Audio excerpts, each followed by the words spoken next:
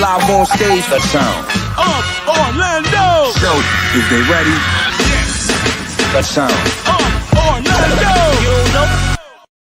What's going on, party people? What is going on? This is your boy Ro back in effect with the Sound of Orlando show.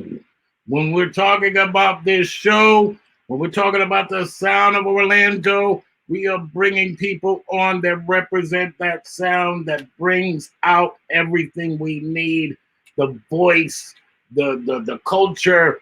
That is the sound. That is the frequency we are working with. This is the Sound of Orlando show. Now, real quick, if you don't know about these shirts, please go ask somebody, man. These shirts are on sale right now. Support the city, support the movement. These shirts right now, they're unlimited. They have limited numbers right now. Right now, I did a batch and they're completely sold out. I'm doing another batch and wait till you see these next ones, man. But if you don't know about this shirt, man, please go ask somebody. They're on sale right now. They're pretty damn dope to me. Shout out to my man DJ Shu for representing and giving me some ideas, on, hey, bro, you need to turn that flyer into a shirt. And I'm like, all right, my brother, I got you. We're going to do that, man. And this is what we did. We turned it into a shirt. XLs, double XLs, and everything below that, $30. Can't beat it. Anything besides, 3 times XL, 4 times XL, it's $40. But, man, let me tell you something. Great quality shirt. You're going to love it. It represents the city, and please support the movement. We can't do this without you. It's about our city. Now, also what I want to say too, man, for all my peoples out there that know about that hip hop, that culture, shout out to everybody continuing to push the culture forward. We're living in some crazy times right now, and it's awesome to know that there's still people out there pushing the culture forward. Shout out to my man, Jay Terra out there doing his damn thing. Shout out to Gasface Records. My man Sidney Portier still out there doing his thing.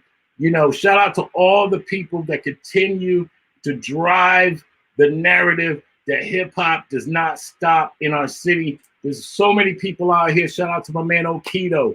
Shout out to E-Term. Shout out to Swanberg. Shout out to all the peoples out here that are putting Orlando on the map in diverse ways. We have R&B singers out here. We got comedians. Shout out to Type Mike and what they're doing out here, man. Shout out to the entire city. Shout out to all the legends. Shout out to Magic Mike, still doing his thing out this bitch. Shout out to everyone out here that is contributing to the sound of our city. And don't ever let anybody tell you that being from Orlando is whack. Hit them right in their damn head with that shit. We ain't doing that shit over here. It's about the sound of the city. Shout out to everyone that tunes in damn near every night. Giving us love, man, giving us support, showing that we are all in this together. Shout out to my man Big Earl. What's good, homie? Shout out to my man Quasi. What's good, homie? He's out here doing it too, man. He's out here showing love, bro. All these people are out here supporting the movement. Why? Because we are talking to everyone. We're talking to our people. As my Latin brothers and sisters would say, mi gente. These are our people, man. We got to be talking to them. How the fuck are we not talking to each other? This is the vibration of the show, man. Let's keep this moving. Now, with that said, our sponsor of tonight is the legendary DJ Jesse Jazz and 5-Star Graphics. If you need any kind of printing, business cards, flyers, you name it, he is legendary in the city for doing just that. You give him the idea and it's going to come out fire, okay? Hit my man up, 5-Star Graphics. If you need any kind of graphic work, logos, album covers, whatever you need, hit that man up. The man is the truth. He's not only a legendary DJ, legendary promoter, but he's also a legendary graphic design artist in the city. Please hit that man up, 5stargraphics.com. Now, our next special guest tonight is one of the founding members of the Terror Squad, not to be confused with the Terror Squad label, but the original Terror Squad representing the BX. He's done so many major things, whether it's music. He is a business owner. You know, we all have to support local, man. Go out there. We've all been quarantined, having to come out of that. People been out of business for a while, you know, so support local businesses. This man is a business owner, used to be a nightclub owner in our city. Just an all-around good dude, representing Los Boricuas, representing hip-hop culture at its finest. You know, coming up with Big Pun and Fat Joe and the likes, you know, Cuban Links, etc., etc. The man knows good. This brother right here, man, I mean, you know, we're about to get into it. We're going to talk. We're going to talk about so much history, man. Let me give it up right now for my brother from another mother, the one and only Sickone. Was good. Yes, see, he's doing exactly the conversation required. Here, baby, we're here. We're here. Woo! What's good? BX the house, brother. Excited. I'm excited. Man, I'm excited bro. to chop it the fuck up. I'm excited. Please believe me, bro. We need that right now. We need to pay homage. We need to learn. Y'all gonna learn today. We need to know some of these things that people kind of assume on the fly. We need it all broken down. Let me break it down like this. You know what I'm saying? We need that shit right now. So, for those that don't know who the fuck Sickone is, bro, let's tell the people who the hell you are. How were you introduced to this thing of ours called hip hop music, and how did you get started with growing up with these crazy people? Well, originally, even before the block or anything like that, I already come from music. I already come from all of that. Just quick history, like DJ, you know what I'm saying, like man, where could I start at, man? Everybody knows Kaz. Everybody knows Grandmaster Kaz. Grandmaster Kaz. He's going to be on the show this month. Shout out to the Cold Crush Brothers, man, and all of that. Continue. I came up seeing that dude as a youngin doing this thing with music, with the Cold Crush crew and all of that. The reason why is because he happens to be my uncle. He is the father of my cousin, my aunt's son. You know what I'm saying? My aunt's son, his name is Moyo, you know what I'm saying? And that's his son. And I came up in the music scene on that scene with him, with my aunt hanging out with Grandmaster Kaz and going to the parks and all of that, DJing and everything. And, you know, I was a youngin'. I used to sneak out the crib, and we used to just go, a whole bunch of us from the block, and go to the parks and sit on the cars and sit on mailboxes and just watch them, you know, DJ and spit and all of that. So that's just a little quick history of before everything, from us being older and ourselves being in the music game. But that's where I came up at. I came up with breakdancing. You know what I'm saying? The cats used to walk through my block where they used to carry a carpet. You know what I'm saying? The other cat used to carry a radio. And then, right, you know, that's what they used to do. They used to open up the carpet or the cardboard box, and they'll start breakdancing and all of that in the middle of the street. So that's the era I came up from. Now, seeing that come up where the birth of hip hop was like really, really the birth of it. So yeah, right, that's how I came up. And shout out to Charlie Chase too, man. He was on the show not too long ago, man. And yeah, that whole movement, being from the BX and having the environment that you guys grew up in, to know that shit is woven into everything that we, you know, enjoy today. All of that was woven into Absolutely. Absolutely. So yeah, so you growing up in the BX, you know, talk about the area. What part of the BX? I was everywhere in the Bronx. You know, I'm your typical Boricua. My mom Dukes used to move from apartment to apartment to apartment to apartment. So I was all over the Bronx. I think we moved like at least twice a year through my whole childhood coming up. You know, no bullshit. Like real talk. I mean, you know, that's the way we came up. We was from apartments to apartments.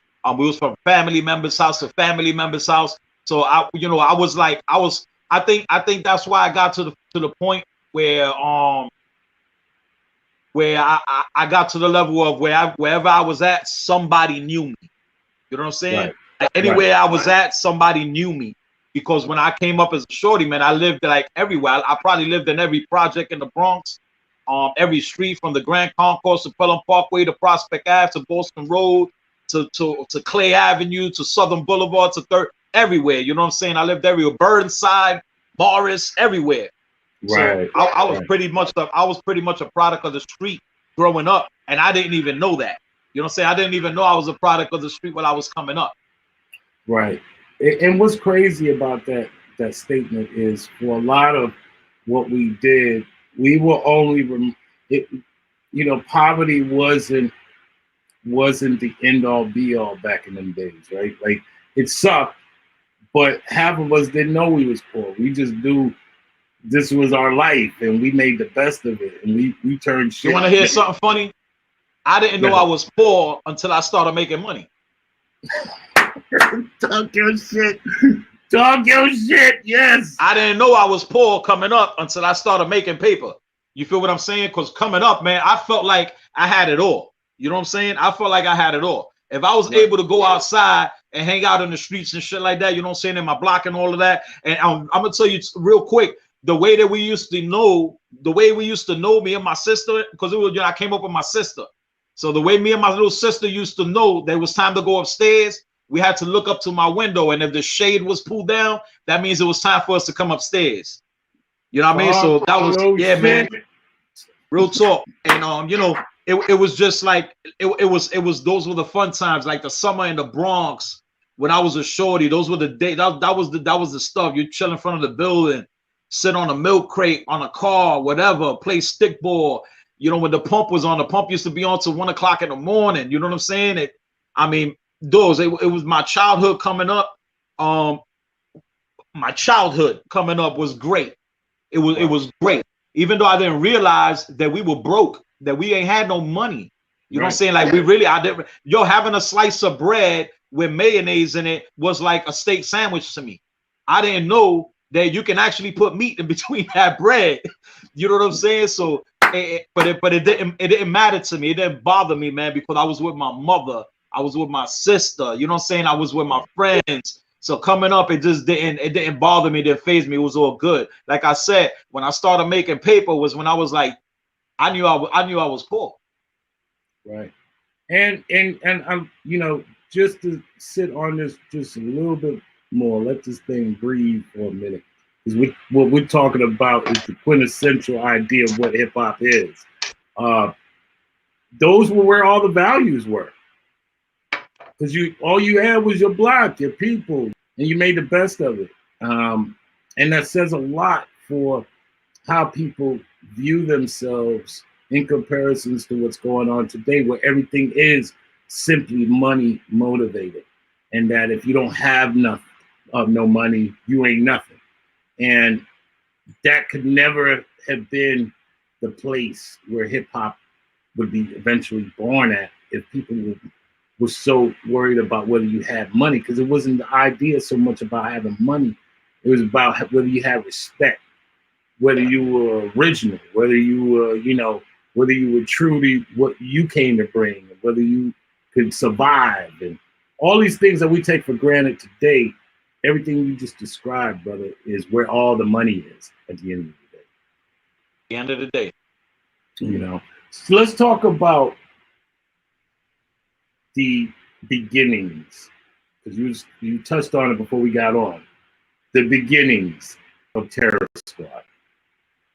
All right, a lot of people got a misconception of what Terror Squad is, and it was because of mainly it was because of what everybody was fed for the past 20 years, because it was really being fed by one person. You know what I'm saying? Right.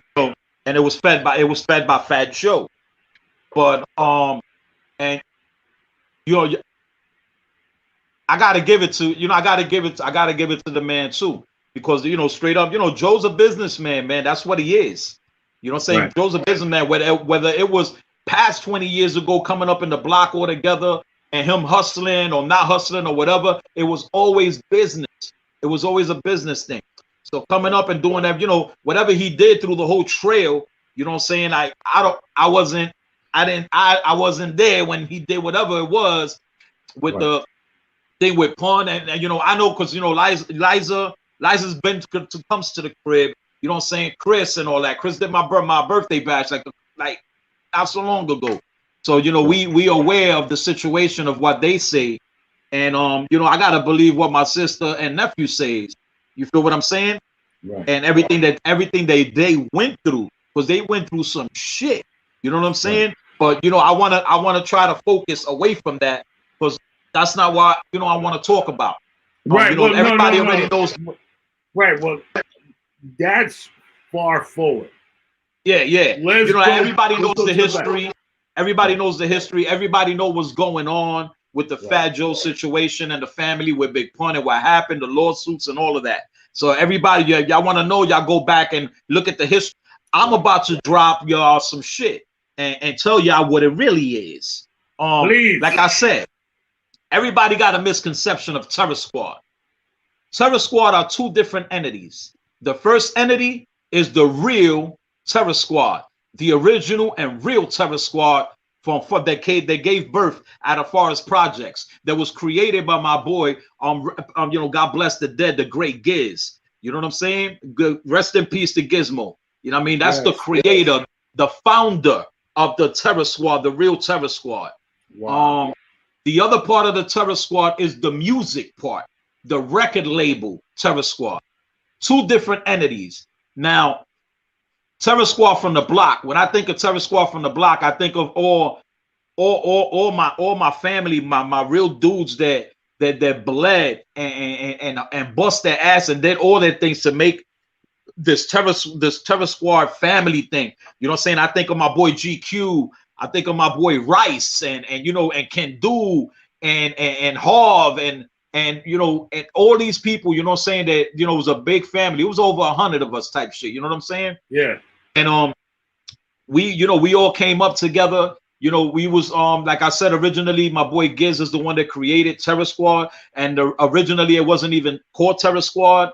It was a tag crew. My boy Giz used to tag up in that, used to write graffiti and everything like that. And then beginning it was like totally Spanish, because it was all of us was Spanish. And then that down the road changed real quick, because everybody, the whole community was involved in it. You know what I'm saying? We had, our black brothers that was there and all of that. You know what I'm saying? All of us was together. My boy Legs and God bless the dead Slam Master Dave and all of us. You know what I'm saying? That we started just coming together as this big group of guys and shit. And all we really did was just hang out on the fucking corner in the projects, man. And that's how that started in that. And then the parties came. Then when the parties came, you go to the parties and shit, and you go mob deep to the parties and everything, and we go hang out in that. And I came in with my little clique from my block, and we was on some shit, man. We was just on we was like straight up like robbing people. We used to rob everybody. And no, real talk, man. We was just straight up stick up kids, and we used to just rob everybody. And then I got with my man Giz, and I got with my man Little Heck and and those they turned out to be my brothers. And then I started going to the parties with them, and then I started getting uninvited to go to parties, because every time we went to the parties, it was a whole different shit. Like they weren't doing what we were doing. You know what I mean? And that's why they say it's sick when they put the terror in Squad. And that that was the birth of all that. You know what I'm saying? Wow. And everybody had a part in it. Everybody from the block had a part in it. It wasn't just one person. You feel what I'm saying? It was not one person. It was over 50 people that made Terror Squad. You know what I mean? Joe was a part of Terror Squad, just like I was a part of Terror Squad. We all lived in this, you know, I was the one that lived down the block. I didn't even live in the block. I used to just come to the block. You know what I mean? So, but Forest Projects became my home. Trinity Ave became my home. All of that became my home. And you know, that was the birth of Terror Squad, and that's all we did, man. Was just all we did was chill together, drink 40s and shit. We used to fucking, it's crazy because we used to pass the 40s around back in the days. Remember that shit? Yeah, everybody yeah. used to hit the same 40. You won't see that shit now. Oh hell no! You know what I mean? You bro. don't see that shit now. But back in the days, everybody used to do. That's what we used to do. You know what I mean? And we survived all that fucking bacteria, virus. We survived all that shit, man. We was immune for many years until the new shit hit us. Right. Real talk. You know what I'm saying? But anyway, you could have get a crazy horse. You could have get a crazy horse and not have 2 or 3 people hit that motherfucker, man, and be like, yo, let me get some of that horse, bro. Yeah, until motherfuckers started mixing that Cisco in the 40s. And all hell broke loose when that shit happened. When motherfuckers started mixing Cisco in the 40s together, all fucking hell broke loose, man. We got a Cisco fucking shout out, man. Shout out to Cisco and the evil people that made that dumbass drink that as soon as you drunk it, it was a complete blackout. Like, they call that shit wine, and it was never no wine. It wasn't no wine, Kevin. Wasn't no wine in that motherfucker, boy, at all. That shit was crack. Yeah, man. So, you know, that's the history of the beginning of Terror Squad. And then, you know, us in the block, man, as years started going by, just things started getting different with us. We just, a lot of, you know, the drugs came into the system. The drugs came into the block. And then we started controlling the block, all the drugs in our area and the block and all of that. Just basically, if you wasn't Terror Squad, you wasn't a salesman. You know what I'm saying? Right. So that's the way we started just shutting shit down everywhere throughout the Bronx. And then we started making our name more known in parties, actually, going to parties, Sweet 16s and hooky parties and all of that. And we used to just cause terror and all of these parties. So everybody knew about the Terror Squad, you know, when we used to go there. And that's, you know, that's nostalgic to me because that's personal. You know what I'm saying? I got shot up being in Terror Squad. I got shot up doing shit for my brothers in Terror Squad and all of that. You feel what I'm saying? I went to prison and all of that shit for my brothers in Terror Squad. You know what I mean? So, you know, it means a lot to me. It means so much to me. And to this day, I rep it. You know what I'm saying? I rep it. I rep it when I'm asked about it. I don't gloat. I don't do all of that because I just don't respect the mess that's happened after Pun died. You know what I mean? I just don't respect it, man. It's just a big fucking mess that happened after he died. All the disloyalty, all the disrespect, all the stabbing each other in the back and brothers stabbing each other. Dude, we ain't do that, man. That's not how we got down. That's not how we got down. We used to always be there for each other. You know what I'm saying? So you're alluding to like a point that we covered not too long ago in the conversation, which is it's funny how money changes situation, right? Like as soon as money comes into play with a lot of things, all this desperation, all this doubt, all this disloyalty changes the chemistry. It's like a chemical reaction. Like people start changing or morphing and things just get really real. When you have nothing, all you got is each other. So, you know, it's everybody's on even keel, but you put money into a lot of situations, especially people of color, minorities. It just seems like that becomes the nitroglycerin, the fertilizer, the igniter of all things horrible, you know. And, you know, I also want to say shots out because we got a lot of people on the check-in right now. Shots out to the legendary Sammy B from the Jungle Brothers. He's on the check-in right now. Shout out to my man Peso. I got a story about the fucking Jungle Brothers record. That shit sent me to fucking jail. Oh shit! Yes. Sammy B's on the check-in right now, and shout out to Peso from Fearless 4. He's on the check-in right now. He's listening to what's going on. Yeah. So continue, my brother. Continue. So just that's why I don't like to talk about a lot of things and stuff like that. Because like people gotta understand something. A lot of people hate on each other because of money, because of what was done to them and shit like that. So I'll tell you real quick, because like where me and Joe, like Diamond D, Law Finesse, Showbiz, AG, all these cats are my brothers. We all came up together. We all grew up together in Forest. Shout out to DITC. Yes. Big up to the DITC crew, man. That's my family, my brothers, man. Love them. We all came up, you know what I'm saying, like that from the music and all. Law Finesse was the first one to get a deal in the block. He was the first one. You know what I'm saying? Shout out to Law Finesse, man. Law Finesse was the first one to bring it to the block. You know what I'm saying? The first one. So like with Joe, like I came up with Joe. You know what I'm saying? Me and Joe knew each other since we were 15 years old, coming up Morris High School, all of that. And I was just a bully in my block. You know what I'm saying? Joe was a bully in his block. And when we came together, we just came together. You know what I'm saying? Like, how we broke bread in his mom's house, broke bread in my mom's house. Like that, we came up together. So there's a difference. And that's what I'm saying about like with Cuban. Cuban's that's my little brother. You know what I'm saying? To this fucking day. You feel what I'm saying? Right. So the shit that when it happened, what happened with Cuban, when the shit that happened in well, for those that don't know, at Jimmy's Cafe. For those that don't know, explain. For those that don't know, there was a album release party for Angie Martinez in the Bronx years ago. I don't even fucking remember the year, but it was an album release party, and Cuban had a record with her, and he was invited to go to the club so they could perform the record. And so he goes to the club, and the club is fucking packed, it's sold out. They were already giving Cuban a problem and getting into the club. So Cuban, and this is a story that I'm telling y'all from Cuban's mouth.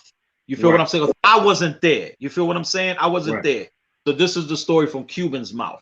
So he went to the club. He had his little clique with him and shit like that. It's always bad when you bring a clique with you. It's always bad. But they go to the club and shit like that. They do that, and they go to the VIP. There's one VIP section, and Joe and his crew was up there. Some all the members of Terror Squad, the record label Terror Squad members, was up there. Let me make something real clear, real quick. Armageddon, Prospect, Triple Sace, Cuban Link, Big Pun was not original Terror Squad. Was not. They were Terror Squad from the record label. And Cuban himself will tell you that.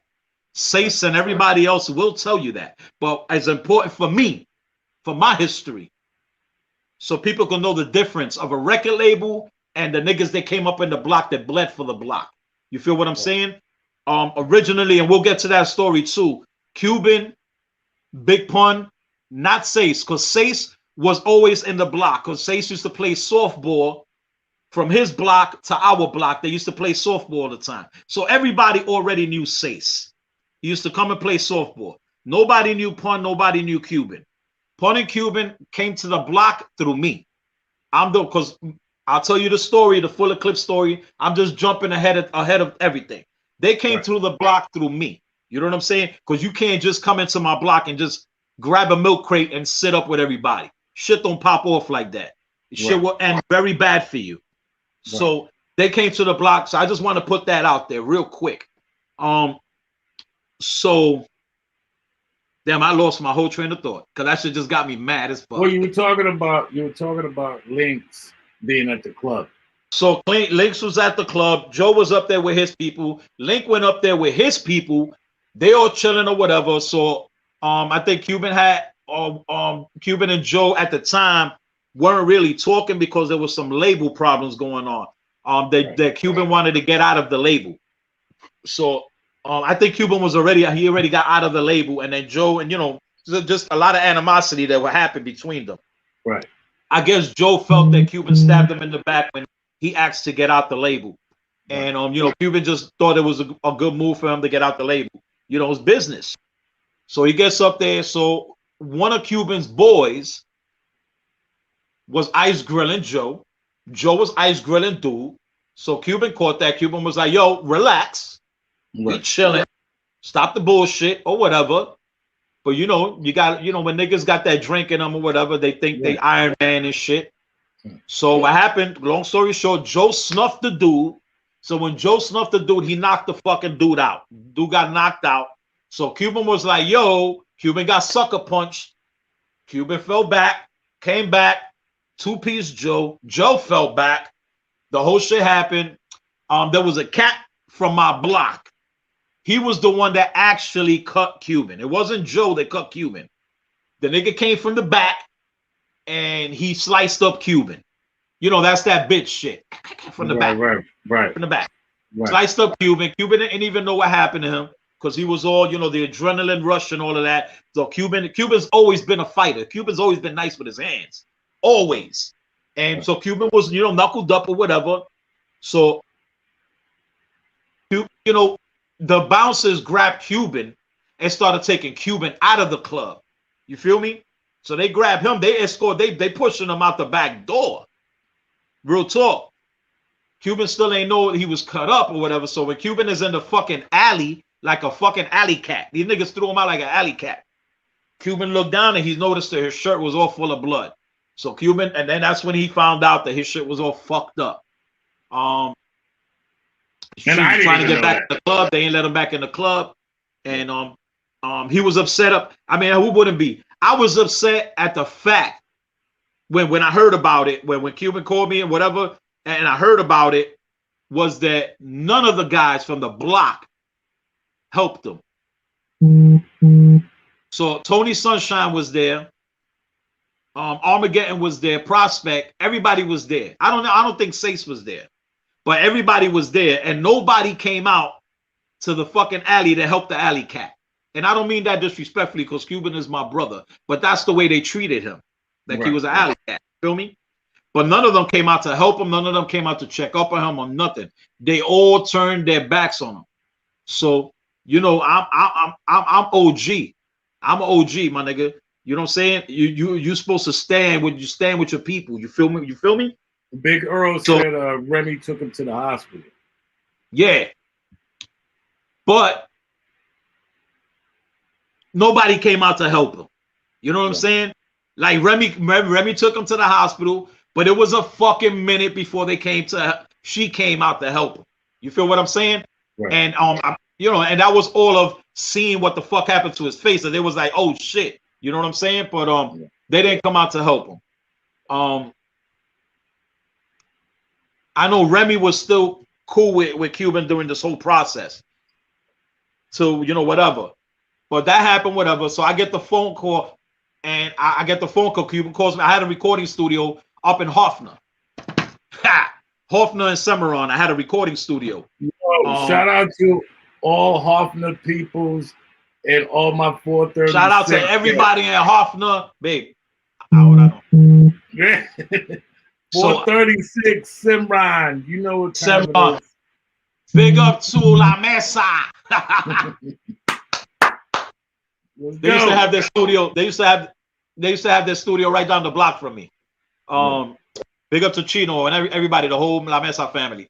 But so anyway, at the studio, I get Cuban called me, whatever. Later, the next day, and you know what's funny, dude? I'm gonna tell you right now, because in the beginning of your intro, you was talking about your boy DJ Shu told you to do this flyer, right? Right. Well, DJ Shu was the engineer in my studio. Damn! Shout out to my man Lemon, DJ Shu. And DJ Shu was the one that picked up the phone when Fat Joe called. And he went in the room. He was like, yo, Fat Joe's on the phone. So I was like, all right. So mind you, the reason I'm like, all right, is because me and Joe, we never had an issue. We from the block, my nigga. You know what I'm saying? Right. We all came up or whatever. We argued. We've always argued. I've argued with a lot of niggas, but it was never beef. Never beef. And mind you, also my cousin and his wife, Bernice, used to do their fan club, their fan shit. You know what I'm saying? They used to run all the fan club shit for Joe and all of them. Right. So he calls the studio. I get on the phone. I'm like, yo, what up, nigga? And he's like, yo, you know what? You heard what the fuck happened, right? And I'm like, yeah. I heard, man. I was like, yo, my nigga, that's foul. That's fucked up. He was like, that's fucked up. He was like, yo, real talk. If you run it with him, then you can get it too. Oh Lord. Nah, man. Dog, you can't, ain't no, listen, I'm a motherfucking teddy bear. But the Tasmanian devil is right behind that teddy bear fucking hair. So when he said that, I was like, yo, is this nigga out of his motherfucking mind? Don't nobody tell Sick what the fuck to do. Nobody. Not even my mother. Real talk, and I love my mother. Not even Mom Dukes. Nobody tells me what the fuck to do. But it was worse than that because you just threatened me. Right. So I was like, yo, what, nigga? I was like, yo, nigga, you must be out your fucking mind. Then we start arguing on the phone, and I'm like, yo, it is what it is. Let's go. Boom. Hung up on him. He called back, hanged up on him. He ain't called back after that. So after that, he ain't fuck with my cousin. He ain't fuck with Earl. He stopped fucking with everybody. That was helping him or whatever, the movement and all of this shit. And so we was like, fuck it, it's on. You know what I'm saying? I don't give a fuck about dude. And mind you, I'm doing my music. You know what I'm saying? I'm in Orlando doing my thing. I didn't need nobody. Now, just to give people perspective, Fat Joe is heavily connected with Nasty Beatmakers. Shout out to DJ Nasty. He's gonna be on next Wednesday. Like he's really in the trenches as far as Orlando hip hop politics. You know what I'm saying? Like, yeah, but you know what? That's why I got so much respect for DJ Nasty, because even still in all with all of that, DJ Nasty still fucked with us, still fuck with. You know what I'm saying? Still showed love, because Nasty is a man. He's a fucking grown man. Shout out to DJ Nasty. Yes. Shout out to Nasty, man. Pioneer, the legend, Orlando legend. And and through Earl, he befriended me, I befriended him, and he was just a good dude. But he never said no, never did none of that. You know what I'm saying? Even when they dropped my fucking record, they dropped my single. I had a single out, My Senorita, featuring Tony Sunshine, and it was when they dropped it on the radio, and they kept that shit. They kept playing that bitch on fucking rotation. Nasty knew what it was.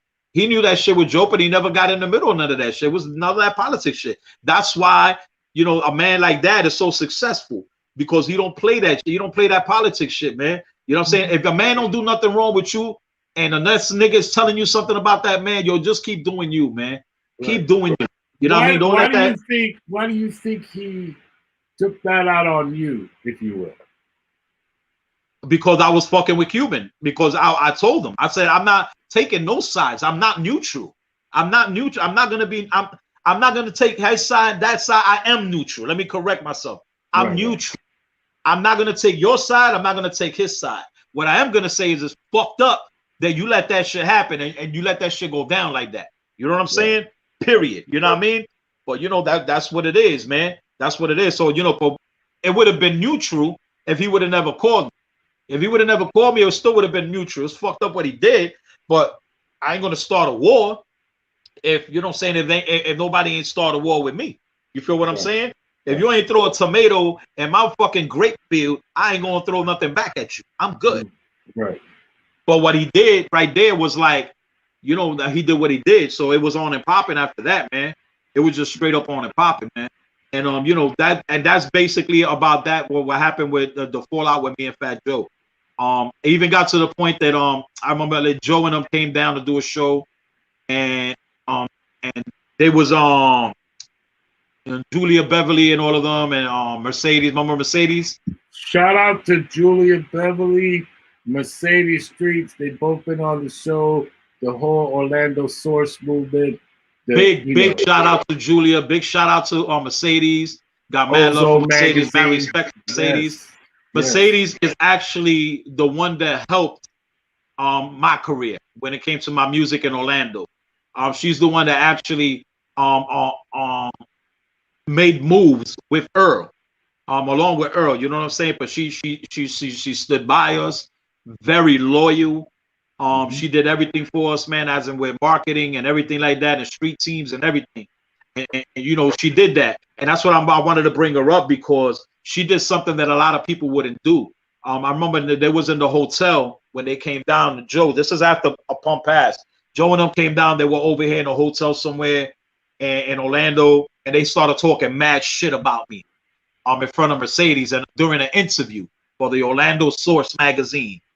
And they was talking mad garbage about me, all of this shit. That nigga Joe even said on fucking tape that I killed one of his mans. Wow. A dude that we came up with. He said that I'm the one, he put that blame on me, dude, that I murdered him. I was like, I lost it after that shit. But Mercedes, But why would you even say something as crazy as that? And you know what's crazy? That it was on tape. It was recorded when he said that. You know what I'm saying? And that's some federale shit, man. You know what I mean? Like, bro, what the fuck are you doing, bro? That's 20 to life right there, buddy. Why would you say some shit like that about me, nigga, when that shit wasn't even true, period? I was like, yo, what the fuck, man? So anyway, the reason I bring it up is because Mercedes did something that a lot of disloyal motherfuckers would not do. She called me and she told me, she said, yo, Sick, I was at the she told me the whole story. I just don't want to make it, I don't want to prolong it. She told me, she said, yo, I got the recording, whatever. She said, yo, I could bring it to you so you can hear it. Who does that? Right. She bring it to me. I heard it and I said, go ahead and print it. I said, go ahead and print it. Print the whole shit. But you're going to let me say my half. Right. So that's what they did. He said his piece. I said my piece. And then the fucking magazine comes out and here's the front page. They had the page looked like it was ripped in half. And I was on one side, Joe was on the other, and it was like got beef. I'm like, oh shit. Oh damn, bro. Yeah, man. So that's history. That's some history right there with Joe. But once again, I mean, and we can't just gloss over that. To accuse anyone of murder, child molesting, he flat out said that I had something to do with our dude getting murked. I'm like, yo, what the fuck? Yo, like that shit was like crazy, man. And then you know what's crazy is when that happened, a lot of the shit that was said that he supposedly said just started hitting me like, damn, that means he said all of that shit. You know what I mean?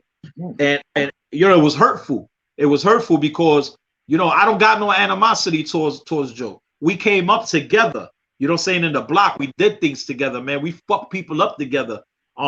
We had fun together. We went to parties together. Dude, I was his motherfucking hype man. Are you serious? Before he even got his fucking deal, I was this motherfucker's hype man. You know what I'm saying? Straight up. So, it was like, it was just crazy, man. All of that shit, man. So, that's why I was always glad, that I fell back.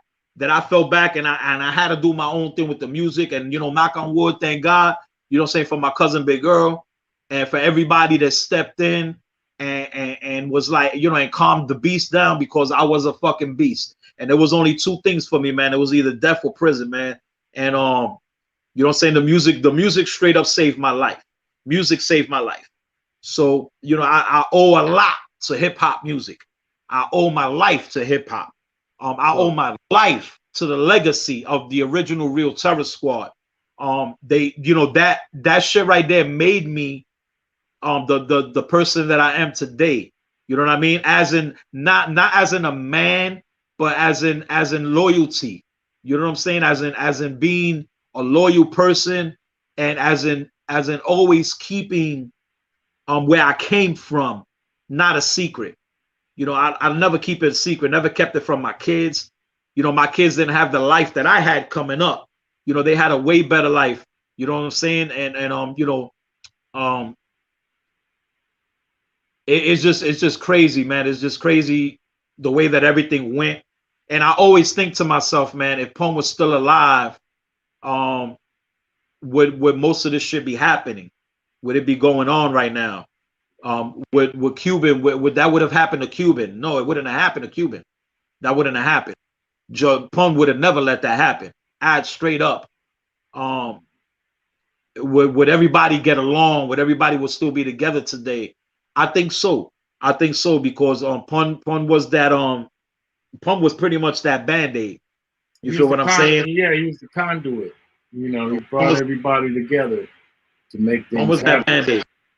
Pun was the music made him a different animal. a different animal. But you know, things would have just been different if he would have still been alive. But you know, unfortunately, you know what happened happened. And Did you see Big Pun becoming that person?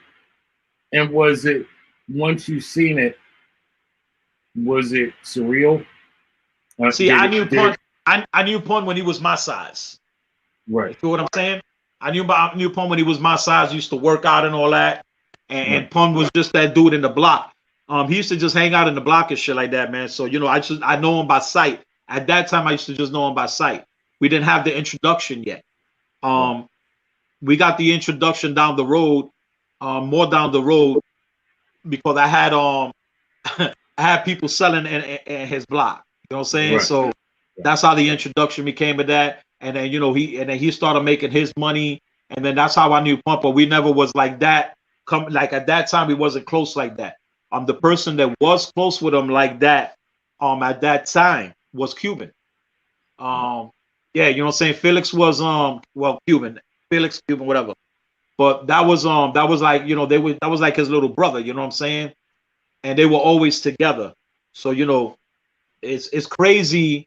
It's real crazy to me when I hear the stories when Joe be like, oh, that's my brother, that's my twin, and this and that. Maybe that may be so, but your brother, your twin, would have never let you put hands or let nobody put hands on Cuban or even try to hit Cuban up or do nothing that what was done. You know what I'm saying? Nothing that what was done. Nothing. So it's crazy to me, man, because, you know, the person that should be always, you know what I'm saying, be respected by that is Cuban. Is Cuban. Because that's his brother. That was his brother.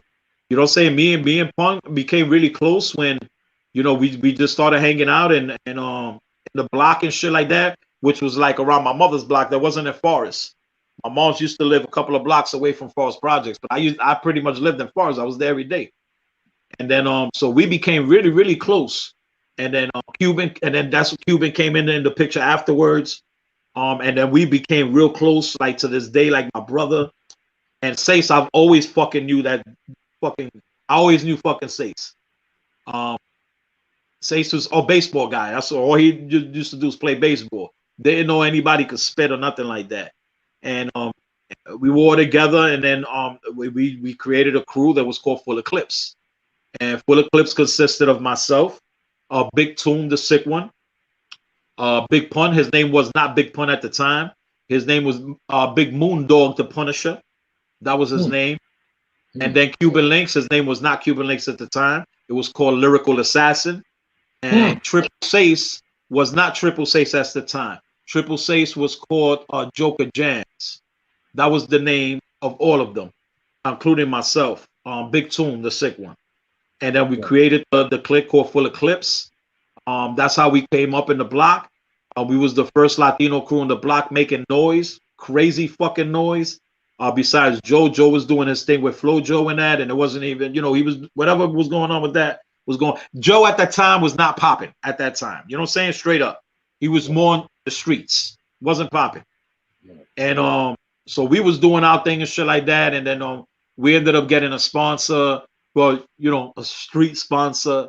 Right. You know, God bless the dead, my boy B from the Lower East Side. Big time motherfucker, you know what I'm saying? God bless him. And he put a lot of money behind us. He bought us the hockey jerseys, and we did the logos and all of that, the leather vests with Full Eclipse on it, the t-shirts, everything. And we started doing all of these fucking shows all over the city.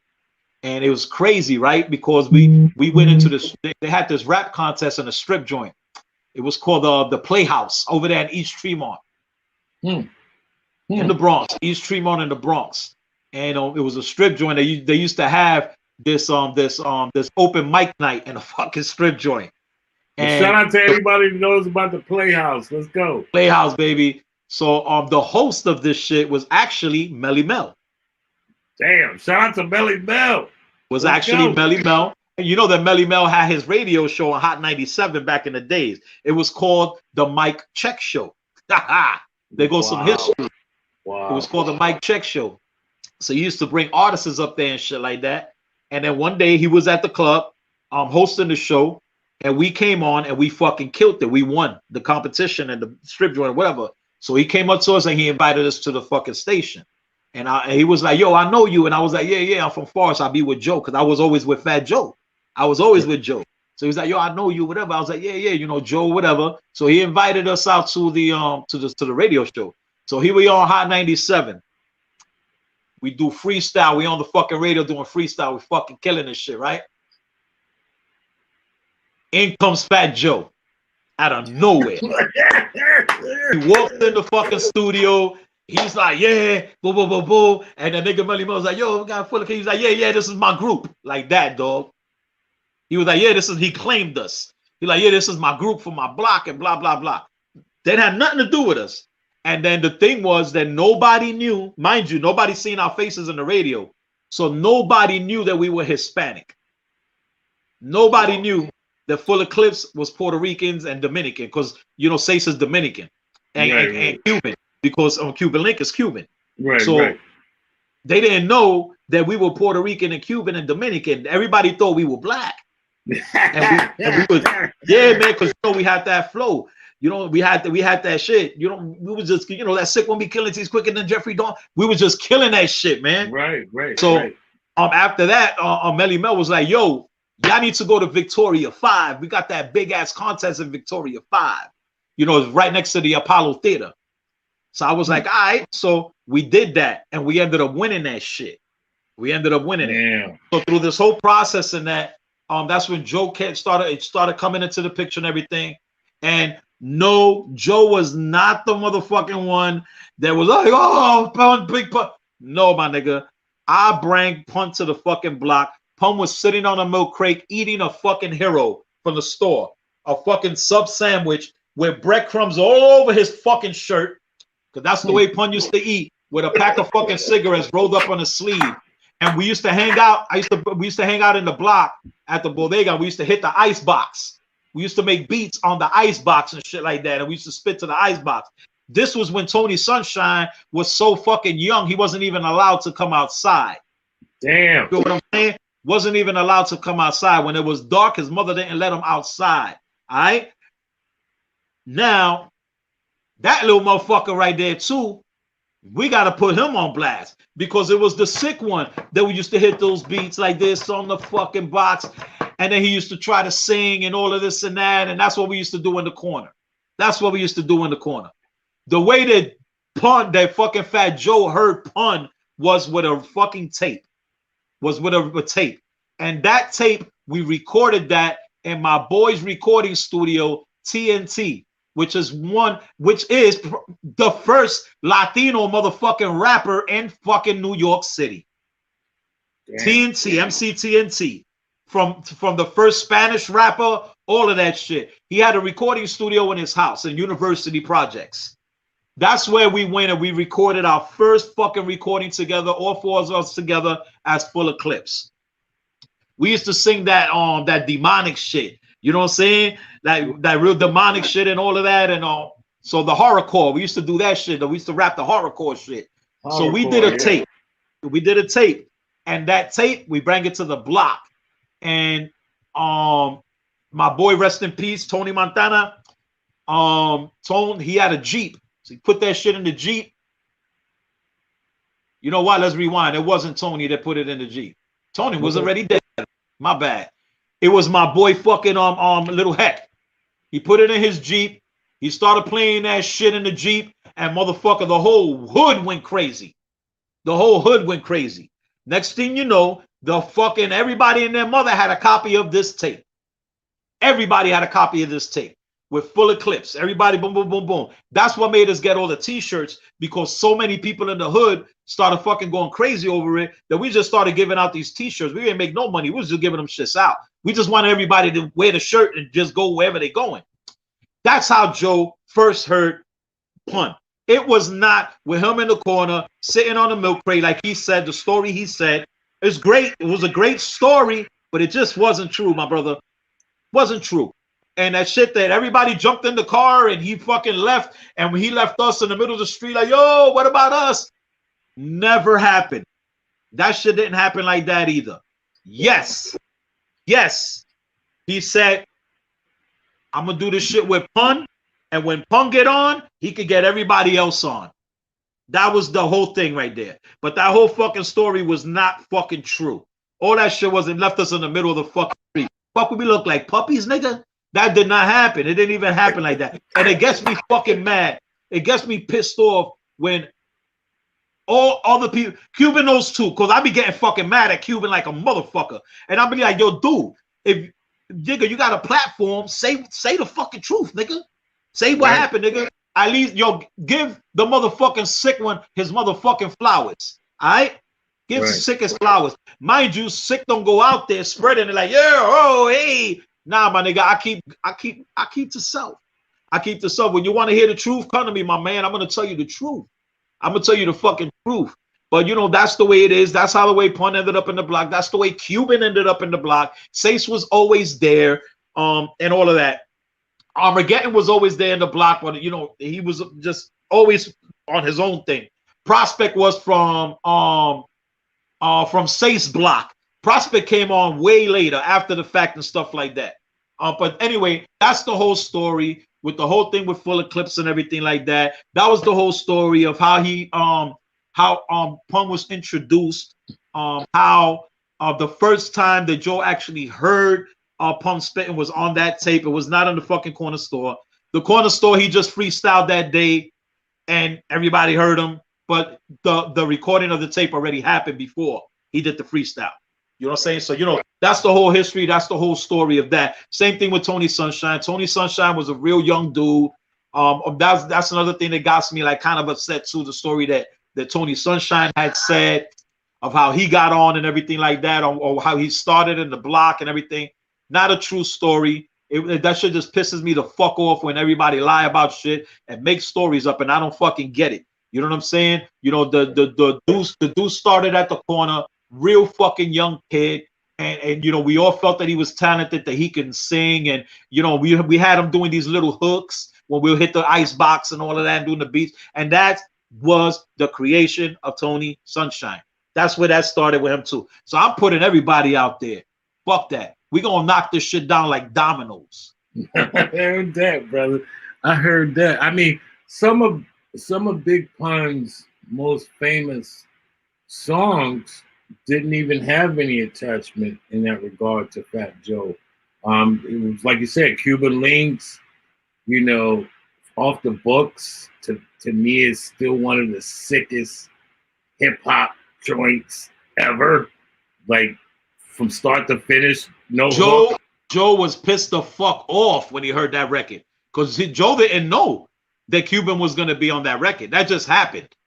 Really? You gotta explain that because that's a classic fucking record. Well, Cuban already told the story, but Cuban wasn't going to be on the record. They happened to be in the studio when they was doing that, and Pun was on it, and then Pun was like, "Yo, let my man get on," and they let him get on, and that's how that shit happened. The shit was so dope that they kept it, and Joe didn't even know. Joe didn't even know he was on it. Joe was fucking heated. Joe was heated when he found out that shit. Why was he heated? But, you know, I don't know. I mean, so you know, this is their story. Because like I said, I wasn't there. Right. But this is their story. That Joe was heated because I guess he felt like he should have been on the record. I guess I don't know. That's what I would think. You know what I'm saying? But besides that, I wouldn't even know about, you know. But I figured the dude would have got mad and shit if he didn't know. Me from the beginning, I'm like, he knew he was coming on the record.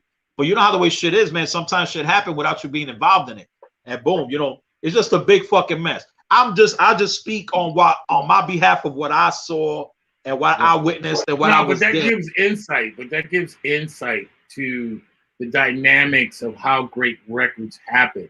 When you normally hear the stories of great records, you normally hear how that record wasn't even supposed to happen, and so that's a perfect example of. That had no attachment to Fat Joe, but yet, for my story, that fucking Off the Books, I don't give a damn when I play that, where I play it, it always sounds as dope is when I first fucking heard it. To this day, that's how you know. That's how you know classic records. Right. When you can hear shit 25 years later, 20 years later, and the shit just fucking pops off. It's just on and popping, man. It's crazy. Right. And I don't, you know what's crazy though, that we talking about, you know, all this history and all this music and everything like that. And I'm just like still like you know, in awe. Big up to my man Trick Daddy. Yeah, shout out to Trick Daddy.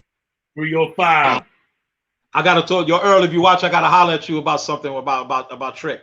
But you know, and another crazy big shout out to Granddaddy South. Yes, you already know. Shout out to my brother Granddaddy South. Shout out to Granddaddy South. That's my dude. Since day one that I met him, showed me crazy fucking love, crazy love. Much respect to my dude. And the reason I'm mentioning him right now real quick is because I don't understand. I really don't get it. I don't understand because Orlando has so much fucking talent. Orlando has so much talent. So much. And for Orlando not taking a stand and just coming together, you know what I'm saying? Coming together in this rap music, man, and just come together and bring somebody out of that togetherness and bring them forward. Right. Put him on the platform. Bring him forward.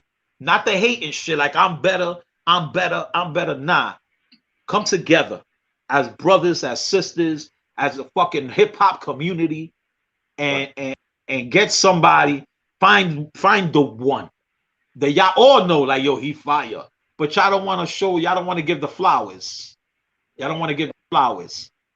You got to do that. Well, a lot of it is baked in the cake. And I have these discussions with a lot of people from here that are native to this place. And for that alone, a lot of times that's really the only way people can kind of get it. Because, you know, outside of Magic Mike, my man Prince Raheem, you know, Beatmaster Clay D, and the like, it's sort of been baked in the cake how it's not financially advantageful, if you will. I'm probably butchering that fucking word. To claim this city for whatever reason. There is a lack of support, but it's not just the people. It's also exampled in how the structures are here from the business standpoint. We only support tend to things when people leave and then say, yeah, they're from here as a rumor, but we're not saying that they're from here from the gate. It's normally an afterthought. Like, we know, you know, so-and-so is from here, but when they tell their story, they know. It's just like you being from the Bronx, right? It's just like everybody knowing the Terror Squad, and there's a rumor out there that you guys are from Atlanta. Like, and you know why, right? You know why, right? Because of what everybody was told throughout these years of a record label that's called Terror Squad. You know, yes, Joe is original Terror Squad from the block, came up with us, had a major part in us becoming Terror Squad, yes. But the Terror Squad record label is not Terror Squad from the block. It's not the original Terror Squad. But then you got all these entities that pop up in all these different cities. You know what I'm saying? So this is where they go. This is where they chill. They did shows here, they did shows there. So it's like a bed bug. You know what I'm saying? Like when you take a suitcase and you got bed bugs in that bitch, if you go to 10 different hotels, guess what you just left? 10 different sites of bed bugs. Right. You feel me?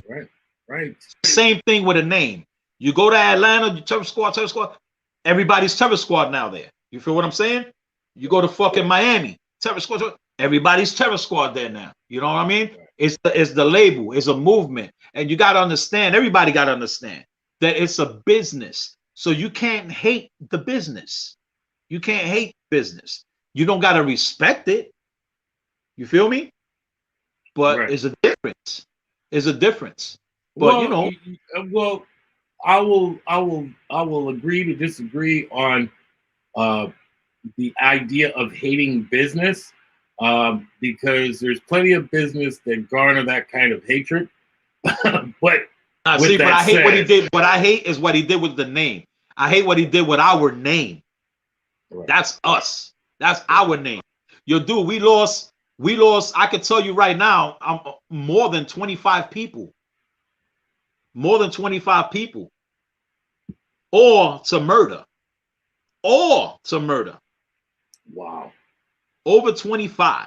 Say that again for the people that think this shit is a game. Say that again. Over 25 people that we came up with, real squad, or lost to murder. Not car accident, not fucking nothing. Well, pun, cardiac arrest. But everybody else that we know, original terror squad, is and also full flex, rest, God bless the dead, has been lost to murder. So, and this is it's nostalgic to me, man, because that's what kept me safe. That's what kept me going at the time. You know what I'm saying? It's like when you didn't have nothing at all, and all you had was your brothers, all you had was your sisters, and that clique. You know what I'm saying? It was just fucking family, like real more family than my real blood family I felt at that time. Even Right. though I came up with my family, I didn't come up with my father, but I had my mother there, I had my aunts, I had my grandmother, grandfather, I had my family there. But I chose the street. You know what I'm saying? I chose the street. I was in the streets when I was 14 years old, man. So, I had my mother. My mother used to walk blocks to bring me a fucking sandwich to eat in the middle of the fucking night, knowing that I was in the park selling crack. She wanted to make sure that I ate. She used to walk in her fucking nightgown type shit, in her robe, 3 blocks, and bring me a fucking sandwich from the bodega to make sure that her son ate. And you know what's funny about what you're talking about? Once again, we're going back to what we were describing in the beginning, which is the value versus the faux value. Like, the value of how someone could be with nothing, but yet have everything in their own ignorance, right? Because to be without money requires a level of ignorance. You have to ignore material shit to define you. As to get to loyalty, you have to define things that have nothing to do with the object of buying something. Like a friend can't be bought, or an idea of someone changing because they got a better position in life, so they no longer can kind of fuck with you anymore. Like the ideas of what are the most valuable versus what we all say is valuable now.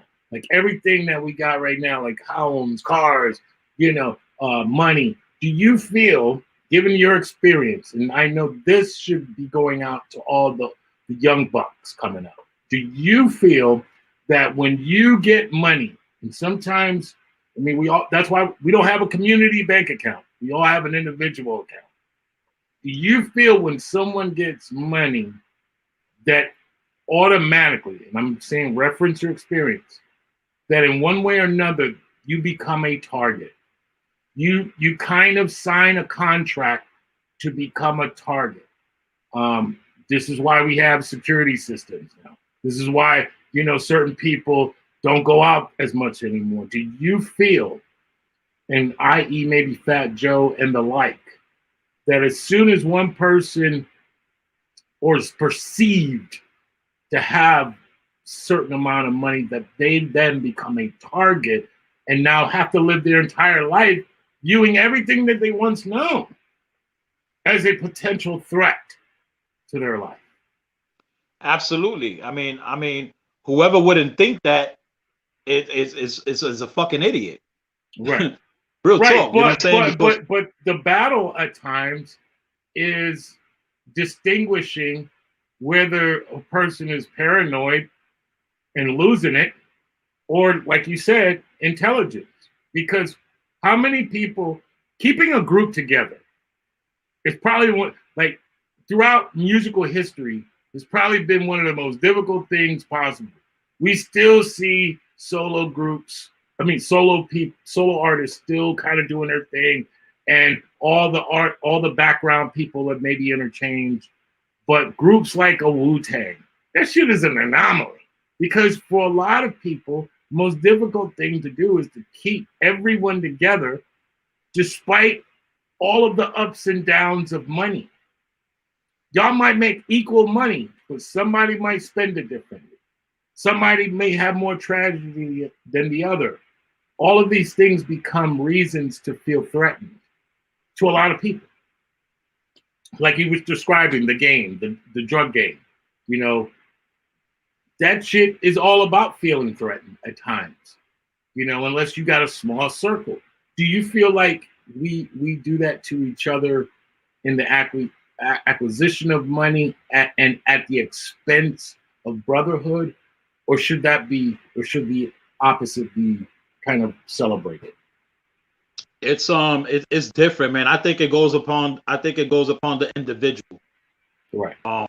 It definitely goes upon the individual, because you can have that individual that would get money and would invite 20 people to go eat just because he wants to spend that money with them and have everybody enjoy with him. Right. And then you got that person that would order a pizza, and then there's 20 people in the house, but he only ordered a 2-slice special. You feel what I'm saying? And they would actually physically sit there in the circle with all 20 people and eat the pizza in front of everybody. You know what I mean? Right. And then when he's finished eating the pizza, then say, "Oh yeah, you want a slice?" You know damn well nobody gonna want a slice. They're so fucking mad at you right now, bro. Right. You know what I'm saying? Right. So you know it's all depends. To me, it depends on the individual. It all depends on the individual. That's why we lose so many good rappers, because they feel that even though they got all this money now, like they don't gotta leave the hood. Like they safe. They safe. And they not safe. They're not safe because there's a whole different environment, a whole different animal we talking about. You know, you talking about an environment where everybody sees you making money. Everybody wants that. Everybody wants that. And there's always one person, 2 person, 3 persons that's willing to take it from you. And they're willing to hurt you and whoever's around you just to get it. And perception is reality for a lot of people. A lot of this shit ain't even real. Like, it ain't. You know, it looks like they have money, but they owe more money than 3 of you. You know, like they don't even have any assets that could be really viewed as money outside of some shit that's probably even worthless. A lot of people wear fake jewelry. A lot of people, you know, are leasing the car. They don't even own it. I mean, you're not even robbing from them. You're robbing from the people they're renting it from. Like, so like a lot of these things that, you know, people give up, and meaning I'm saying give up, like at the cost of living a peaceful life, or at the cost of losing family, or at the cost of losing trust with one another, at the cost of no longer being it. It's like winning the Powerball, if you will. Like everybody talks about, like, man, I can't wait to win the Powerball. Man, that, as great as that day would be, it would be the worst day in the world for you. Because think of all of the people potentially you would have posed to you as a threat, or you feel like you would have to cut off, or you feel like you have to become an anonymous, because all your chemistry of relationships change because everyone knows you're signing that Powerball check. And all their perceptions of what you either owe or what you should have or don't have. I go through that now, and I ain't hit the Powerball. You know what I'm saying? I go through that shit right now, and I don't hit the fucking. I ain't hit the goddamn Powerball. Right. You know what I'm saying? And you know, and you know, yeah, I got all of this. Yeah, I'm a collector. I'm a fucking high end collector. My shit is, you know, a lot of money. But you know what, dude? I hustle for this. Right. I work hard for this. I work so hard for this, and it's not easy. It's not easy. You Right. feel what I'm saying? It's not easy to do and maintain what you love. It's not easy. You always have to fight for it. Always. Always have to fight for it. The day that you stop fighting is the day you lose it all. Can you say that one more time? Some kids just got off the city bus. They didn't hear it. Did you say it one more time, buddy? The day that you stop fighting is the day you lose everything.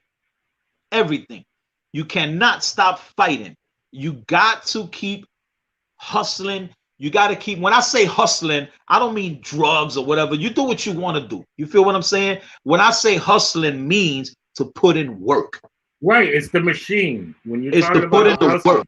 it's the You got to machine. put in the work. If you love something, you have to pursue it. You can't keep saying you love something, but you don't pursue it, because then you really don't love it.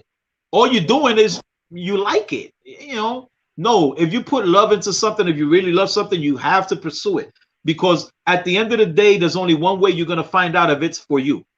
And it's if you pursue it. Because if you don't pursue it, you're never going to know if that was the right choice for you or if that was the right thing for you. You're never going to know. So you got to live. People got to, you know, this is just my advice. My advice. People have to transform and change what they're thinking. Right.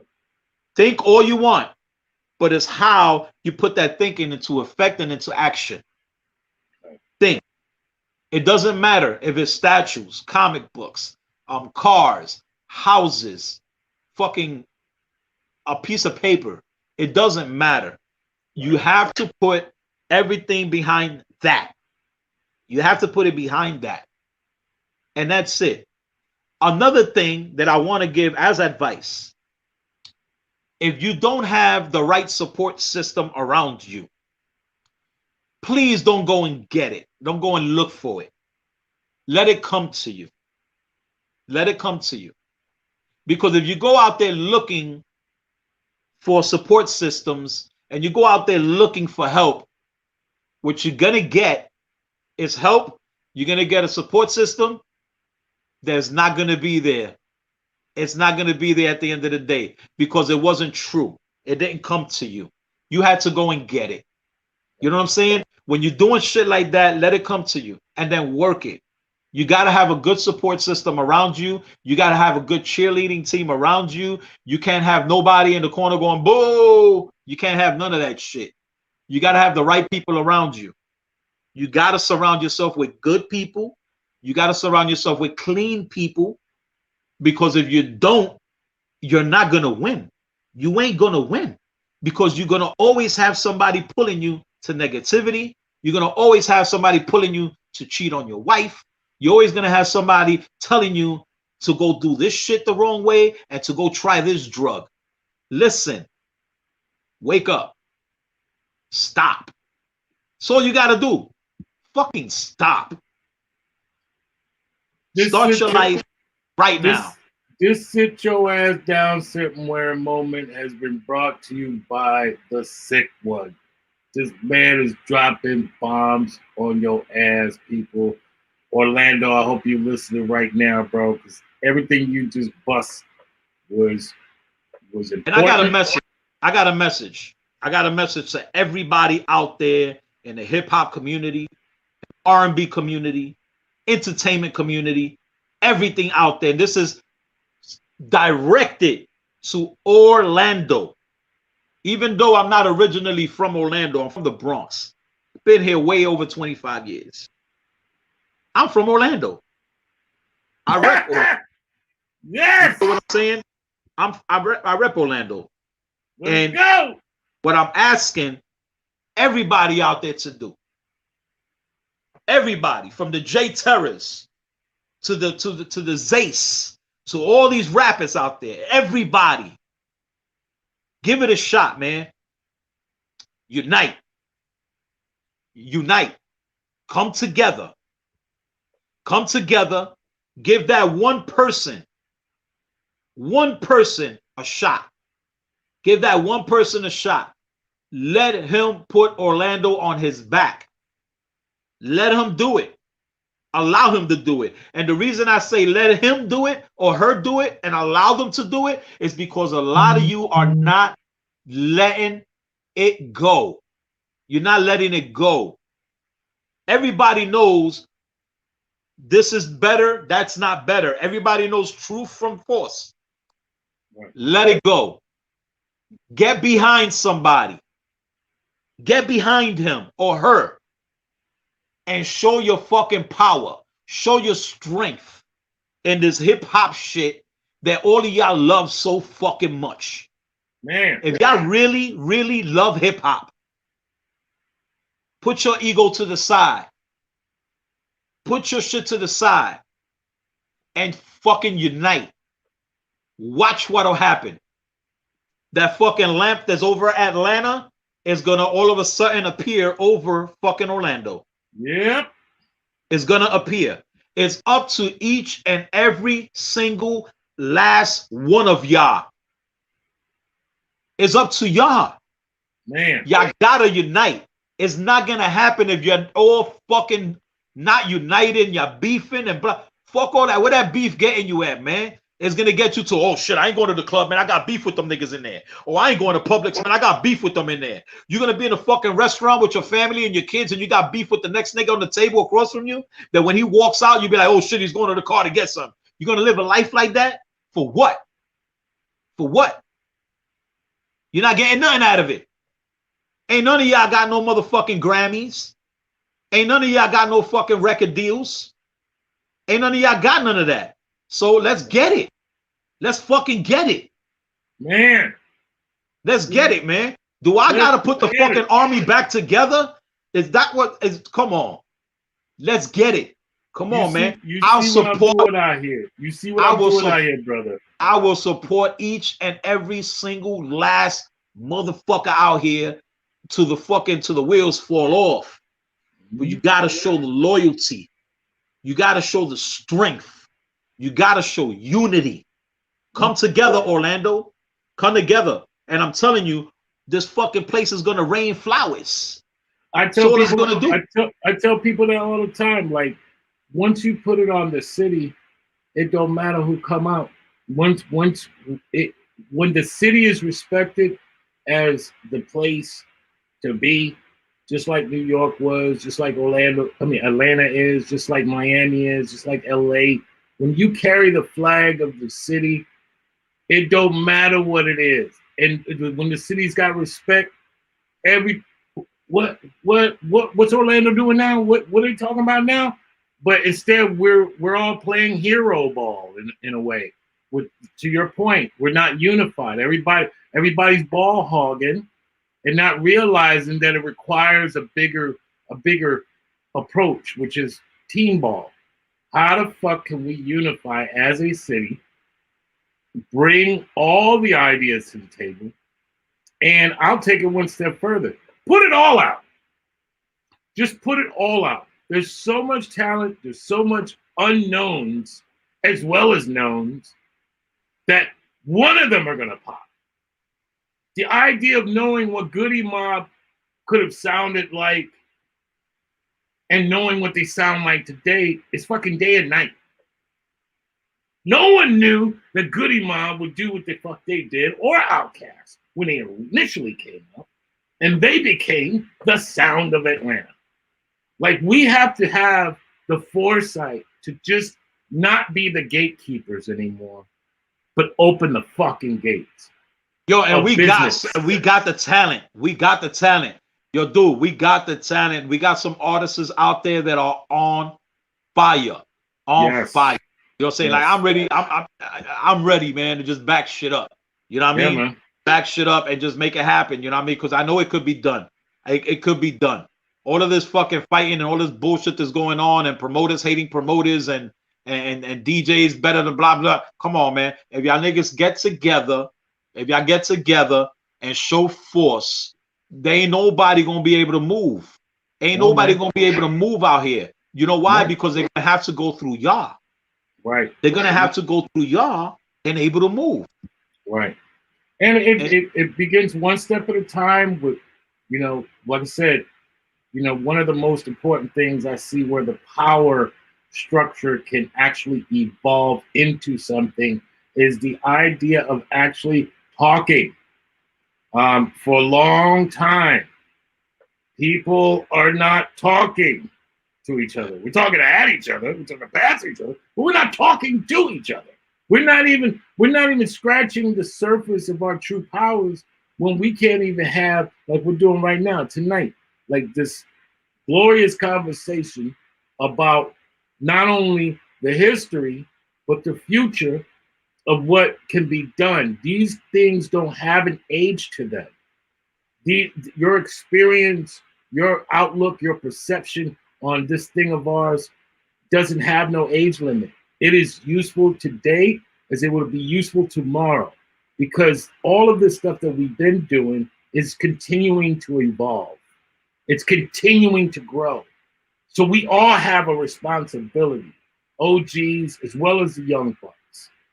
There's a lot of young people out here that would take advice if they were talked to in a way that actually was productive. A lot of the OGs look down upon what they're doing because they're not doing what we were doing. And so you have this divide of people in which everyone's expected to do what everyone expects them to do, but nobody's willing to at least do what the fuck they supposed to do. Like, what hill are you gonna die on when it comes to this city? Are you gonna rep this city like it's supposed to, regardless to who the fuck shows up?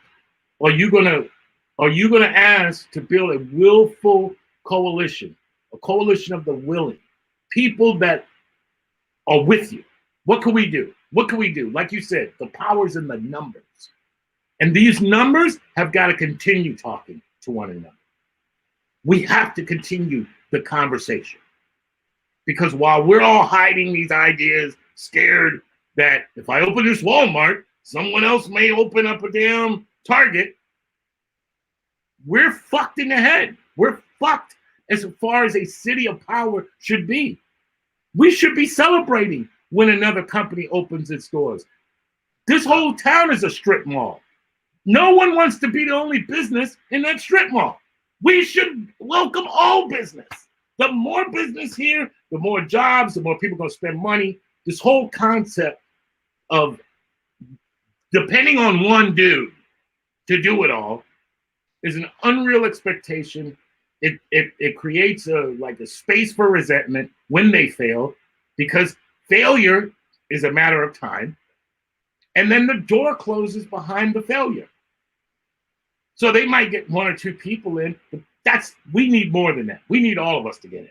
Every last one of the singers, the rock groups, the artists, the graffiti writers, we need to make our story so loud that when they come to Orlando, it's the same vibration when you go to Miami. You know, I'm inspired. I think I'm gonna fucking do a fucking gigantic showcase for all the fucking artists, all local artists, all welcome, open mic, and for free. Yeah. You hear that, people? You hear that? No charge. No charge. Just bring in all the artists. And that's it. Don't charge the artists to perform. Don't charge the artists. Oh, you gotta sell 30 fucking tickets. 20. No. I think, you know what? Yeah, I'm gonna do this. I think it's time we do a fucking Sick Mansion showcase. All the artists in Orlando, whoever want to get the fuck down, just hit me up. We're gonna put you on. We're gonna get down. We're gonna start this fucking movement and start this shit. No fucking charge at the club, free of charge. I'm gonna make this shit happen. Man, brother, I'm gonna make it happen. And you just spoke truth to power.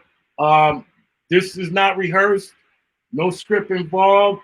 Just a couple of people from the city that we love talking about this thing of ours and the importance of it in reference to what can we do to be the example for the entire city. Once again, if anything is the example, it should be the city, not one person. It should be all of us representing as a community to change not only the structures that have been built, where all of these places do not represent our local artists in a fair way, where the media, the paper, the radio, the TV doesn't showcase our people enough. When one person goes up there to have a conversation, no one's listening to it.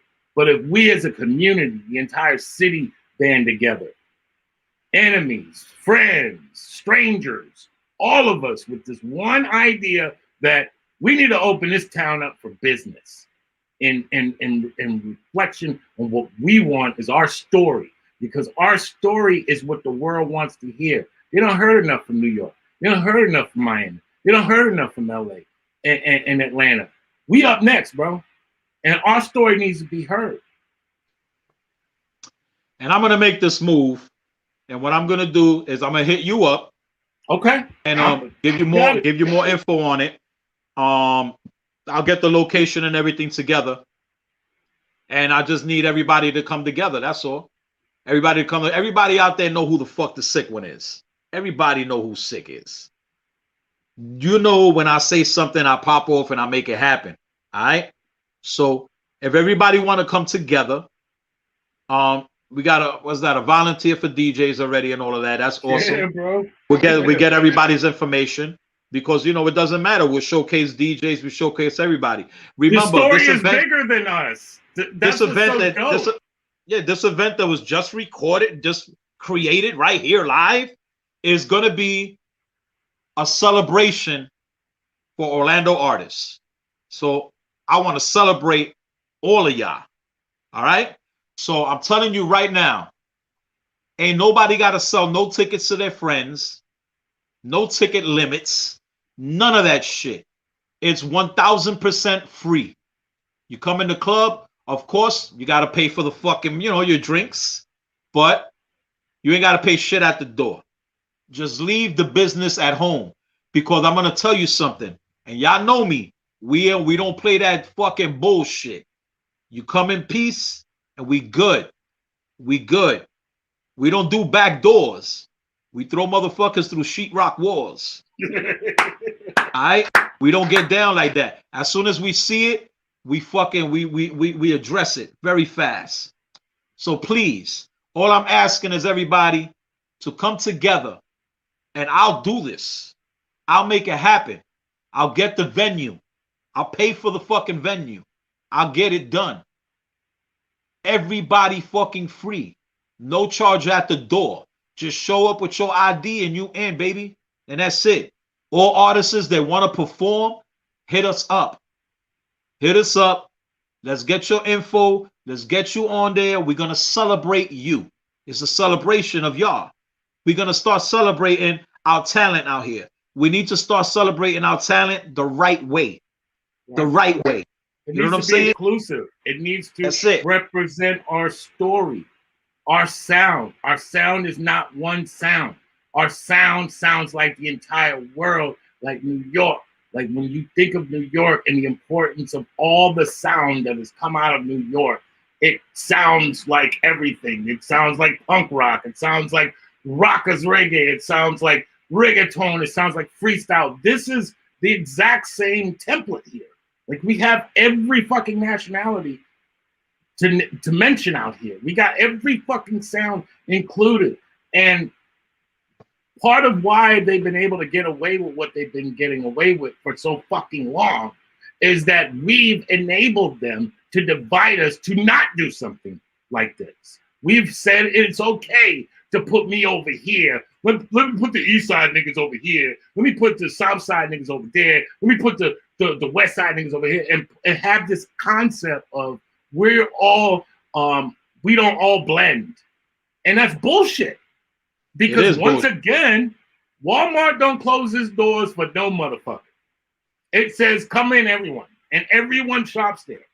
And we're still in like 1960 where only in this part of town, only these people show up. In this part of town, only these people show up. And meanwhile, back at the ranch, everyone in the fucking globe, we celebrate telling their story, but we're not telling ours. And I tell you, when you put it on the city, it's a wrap. It's a wrap. Well, now let's see. Let's see who's about the business. Let's see who's about the business. You know what I'm saying? I'm ready to celebrate all of y'all. You know what I mean? And there's a lot of promoters out there. There's a lot of DJs out there. There's a lot of everything out there, entertainment and street teams and all of that. Y'all want to get down? Stop talking shit. This is the opportunity to call and get down and be like, you know what? I want to be a part of this shit. I want to be a part of celebrating our artists in Orlando. I want to be part of this. So if you want to be part of this, this is another message for all you promoters, for all y'all street teams, for all y'all printers, for everybody out there. Come together and celebrate our artists in Orlando. Come together and help and bring everybody out there. Let's give them a spotlight. Let's give them a stage. Let's give them a place where they can come and they can just fucking perform. And that's it. They can perform and do their thing in the open safely, where nobody is going to have an issue and where everybody is going to entertain and everybody is going to enjoy what everybody enjoys. And that's hip hop. It's all about hip hop. And we need witnesses too. We need people that are not from here. So anybody out there that's rubbing shoulders with people that need to see this, maybe it's you, Earl, maybe it's somebody else, whoever, commission some people that may be already in town that can see our story too. You know, if they from Miami, if they from New York, or if they from fucking LA, so that there's witness, there's a record that these people, that we got something to say too. South got something to say. Orlando got something to say too. They need to be witnessing it too. That's it. That's all it is. I'll keep in contact with you. I'll let you know everything with venue-wise and stuff like that. I'll have my team start working on that this week, and then we're gonna put this together. So let's everybody, yo, am I nice? I see you, my brother. I see you in the check-in, homie. I seen you the whole time, baby. You know how we do. You know how I do. Let's get it together, man. Let's do it, man. Let's make it happen. I'll do my part. I just want everybody to do their part, and that's show up. Right. How can people keep in contact with you? Not just for that, but in other ways, for your collection, for your businesses. How can they reach you and grow your business as well? For everything that y'all want, even with this thing that, I want to get this done, you can get in contact, of course, with Rome. You want to get in contact with me directly after the show, write this down. Go to youtube.com. Everybody go to YouTube. And when you go to YouTube, you're going to type in Sick Mansion, one word, Sick Mansion Collectibles, second word, Sick Mansion Collectibles.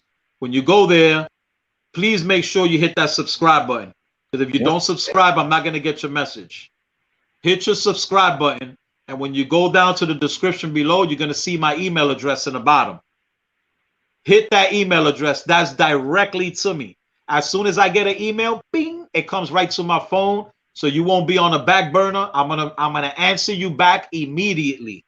All right? But you got to go to Sick Mansion Collectibles on YouTube. Hit that subscribe button. After you hit the subscribe button, scroll all the way down to the bottom, and then you're going to see my personal email address. That's the only place that I have it. It's only there. That's why I'm telling you, you got to go there so you can get my email address. Once you hit that email address, just send me a message. Tell me what you do, whether you are a producer, whether you're an artist, whether you are a DJ, a promoter, a street team, whatever. Hit up that email address or hit up Rome and just get at us and get at me. Sick Mansion Collectibles on YouTube, and hit that shit in the bottom. Hit that subscribe button first, and I'll make it happen, man. Let's do it. Man, such an honor to talk to you tonight. I feel like we both got in a car and we was in Orlando, and now we're in Claremont. Like we just went to a total different part of town. But that's what you do when two grown-ass men get together and actually talk about things that are bigger than themselves. This is one of those moments. I must thank you for joining the Sound of Orlando show. You're always welcome back on this show. And I look forward to talking to you about these events. I think venues might be too small. I think we might have to hit up a festival park in the heart of Orlando. Maybe it's in Lake Eola. Maybe it's so inviting based on it being free that there could be vendors involved and people that sell local foods and local clothing, and we commissioned the entire city to get behind us because that's what we need to make a fucking bang in this damn city and get everyone. Because right now this is the perfect time where everyone's we're gonna make some moves, and I know, and you know, there's a couple of people that's been watching that definitely gonna step up and help me. You know what I'm saying? And we can make bigger moves than what we were thinking. And I really think that everybody just needs to come together and support each other, and just not go left or go anywhere else to do anything when everything's right here in the city and we can get it down. So my gift to everybody, what I'm gonna do is that I'm gonna do this event, and it's just called, you know what I'm saying, it's a celebration. It's an artist celebration for Orlando. It's Orlando Artist Celebration. So that's what we're gonna do. That's what I'm gonna do. Yep. And we're gonna make it happen. You know what I'm saying? I'm gonna make it happen no matter what it takes. And whether it's starting at a small venue or starting at a big venue. As long as we get it started, let's get it started. Let's get it started.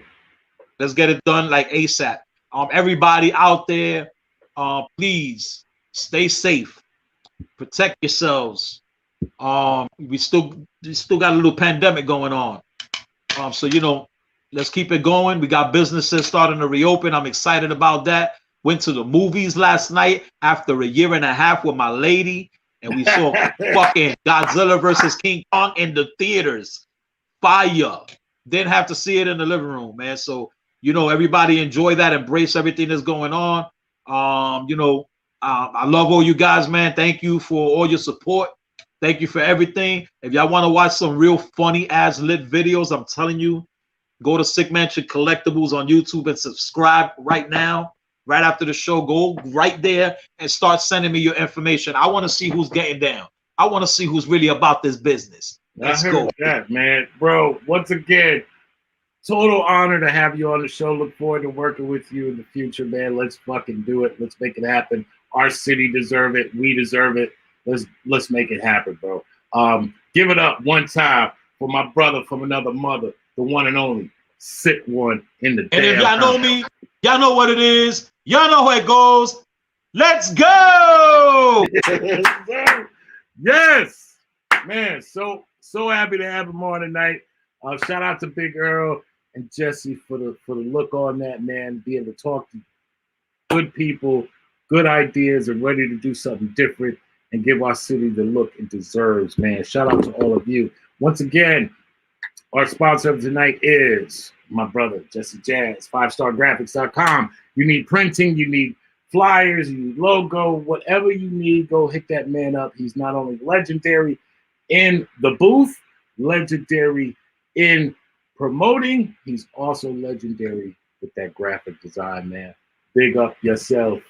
And for all my peoples that tuned in tonight, man, shouts out to you, man. Shouts out to all my peoples. You know, DJ Sammy B from the Jungle Brothers, Peso from the Fearless Four on the check-in tonight, man. My man Strange Flow, Big Earl, Claude, what's going on? You know, all the people. I cannot do this show without you. This show requires you, but this show is about our people, man. And I'll say it till the fucking wheels fall off.